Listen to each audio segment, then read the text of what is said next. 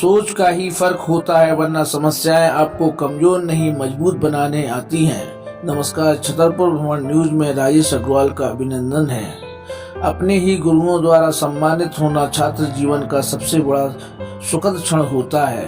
कक्षा 10वीं की बोर्ड परीक्षा में प्रदेश में प्रथम स्थान प्राप्त करने वाली छतरपुर की लाडली बेटी नैन्सी दुबे को शनिवार समारोह पूर्वक उत्कृष्ट विद्यालय क्रमांक 1 में सम्मानित किया गया। इस सम्मान समारोह में नैन्सी को शिक्षकों द्वारा 51,000 रुपए की प्रोत्साहन राशि भी भेंट की गई। इस अवसर पर अच्छे अंक प्राप्त करने वाले अन्य विद्यार्थियों को भी विद्यालय द्वारा सम्मानित किया गया। ज्ञात हो, कोरोना महामारी से गुजरने के बाद विगत 2 वर्षों के अंतराल में ऑफलाइन मोड में परीक्षाएं संपन्न कराई गई थीं। इस बार कक्षा 10वीं के 6 छात्रों एवं कक्षा 12वीं के 1 छात्र ने जिले से मेरिट में स्थान हासिल किया है। एक अन्य खबर भी शिक्षा जगत से है। आगामी 8 मई को महाराजा छत्रसाल बुंदेलखंड विश्वविद्यालय बनने के बाद पहली बार शोध परीक्षाएं आयोजित की जा रही हैं। विश्वविद्यालय द्वारा इन शोध परीक्षाओं के प्रवेश पत्र विश्वविद्यालय की वेबसाइट पर 25 अप्रैल को अपलोड कर दिए गए हैं। विश्वविद्यालय द्वारा 19 विषयों में शोध कार्य प्रारंभ किया गया है, जिनमें प्रवेश हेतु यह परीक्षा आयोजित की जा रही है। विश्वविद्यालय बनने के बाद वर्ष 2014 से शोध कार्य रुका हुआ था। गौरतलब है, शोध कार्य हेतु अंचल ही नहीं अपितु देश के कई क्षेत्रों से आवेदन किया जाता है। विश्वविद्यालय में शोध कार्य प्रारंभ होने से क्षेत्र में व्यवसाय बढ़ने की उम्मीद भी बताई गई है। वर्तमान में महाराजा छत्रसाल बुंदेलखंड विश्वविद्यालय में 196 सरकारी और गैर सरकारी महाविद्यालय सम्मिलित हैं। महाराजा छत्रसाल बुंदेलखंड विश्वविद्यालय छतरपुर के द्वारा जो विश्वविद्यालय अधिनियम 1911 है, उसके तहत शोध प्रवेश परीक्षा आयोजित की जा रही है। आपको पता ही होगा, जब हरि सिंह और विश्वविद्यालय था सागर में, तब शोध कार्य होता था। जैसे ही वो केंद्रीय विश्वविद्यालय हुआ और छतरपुर विश्वविद्यालय घोषित हुआ, तब पूरे संभाग में शोध कार्य लगभग ठप हो गया था और यह शोध कार्य अब प्रारंभ हुआ है। यह हम सब ने विश्वविद्यालय में माननीय कुलपति TR थापक जी के निर्देशन में 19 विषय में हम शोध परीक्षा प्रवेश परीक्षा आयोजित करने जा रहे हैं। इसके लिए विज्ञापन निकाला गया था। 22 अप्रैल इसके लिए अंतिम तिथि थी और 1144 आवेदन हमारे पास पूरे देश से प्राप्त हुए हैं। उसमें आपको खुशी की बात हुई, इसमें असम से, राजस्थान से, हरियाणा से, बिहार से, अन्य प्रदेशों से भी बहुत सारे हमारे यहाँ शोधार्थियों ने यहाँ पर आवेदन किया है।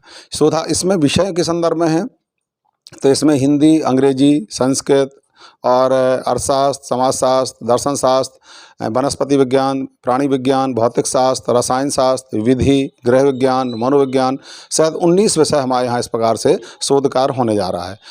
इसमें आपको बताएं कि ये पेपर जो शोध प्रवेश परीक्षा का होगा, ये 2 स्तर का होगा। इसमें एक पार्ट ए होगा, एक पार्ट बी होगा। पार्ट ए में 50 प्रश्न वस्तुनिष्ठ प्रश्न आएंगे और पार्ट बी में भी 50 वस्तुनिष्ठ प्रश्न आएंगे। पार्ट ए में रिसर्च मेथोडोलॉजी से संदर्भित 50 प्रश्न होंगे और पार्ट बी में उस संबंधित विषय से संबंधित प्रश्न होंगे। इनकी परीक्षा पहली बार विश्वविद्यालय में OMR के माध्यम से हम कराएंगे और कोशिश कर रहे हैं कि शीघ्र से शीघ्र इसका परीक्षा परिणाम परीक्षा नियंत्रक PK पटरेया के निर्देशन में हम इसको जारी करने जा रहे हैं।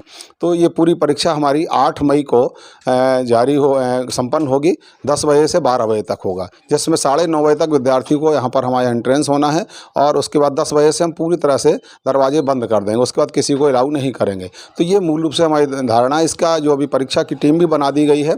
जहाँ तक मुझे पता चला है, डॉक्टर RK पांडे इसके अधीक्षक बनाए गए हैं और पूरे विश्वविद्यालय पर जो परीक्षा है DET, ये हम सकुशलता से 8 मई को संपन्न कराने जा रहे हैं। तो ये अपने लिए, इस क्षेत्र के लिए, विद्यार्थियों के लिए, शोधार्थियों के लिए एक बहुत बड़ी उपलब्धि है कि हमारे यहाँ जो शोध कार्य बाधित था, वो शोध कार्य अब छतरपुर विश्वविद्यालय के माध्यम से शुरू होने जा रहा है। ये हम आप सभी शोधार्थियों से निवेदन करते हैं। इसमें एक और आपको बताना चाहेंगे कि जो JRF होते हैं, नेट विद JRF हैं, उनको UGC के द्वारा अध्यादेश 11 के तहत छूट दी गई है।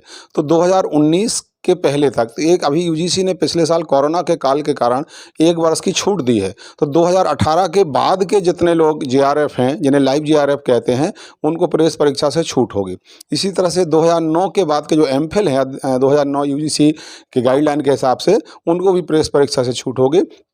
इनका जो चयन होगा वो भी आपको बता दूं, प्रवेश परीक्षा के बाद फिर RAC हमारे यहाँ रिसर्च एडवाइजरी कमेटी हर उसमें है, वो इनके इंटरव्यू करेगी। इंटरव्यू भी 4 आयामों को लेकर के होंगे, उन्हीं आधार पर इनका सिलेक्शन होगा। इसमें मध्य शासन के नियमानुसार जो आरक्षण नियम है, उन सीटों में आरक्षण नियमों का पालन किया जाएगा। और हम प्रयास कर रहे हैं कि 1 जुलाई से इनका कोर्स वर्क शुरू हो सके। तो ये विश्वविद्यालय के लिए अपने आप में हमारे लिए महत्वपूर्ण हिस्सा है। उसके लिए हम सब लोग, पूरे विश्वविद्यालय के हमारे कुल सचिव महोदय डॉक्टर JP मिश्रा सहित पूरी टीम लगी हुई है कि इसको हम सफलता से संपन्न करा सकें।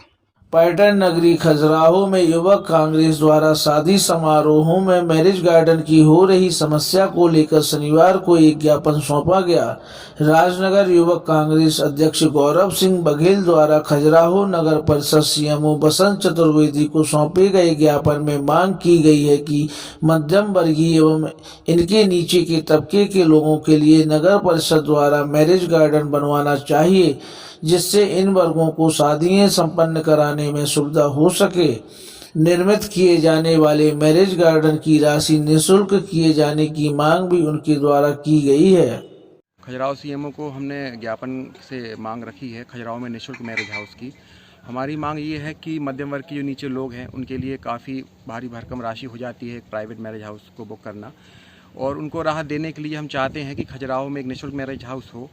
और जैसे कि हम देखते हैं खजुराहो में काफ़ी 5-6 पार्क नगर परिषद द्वारा बना चुके हैं। हम विरोध नहीं करते हैं, लेकिन हम ये भी कहते हैं कि एक सुविधा ऐसी भी होनी चाहिए ताकि गरीब लोग अपनी बच्ची की शादी बड़ी धूमधाम से मैरिज हाउस से कर सकें।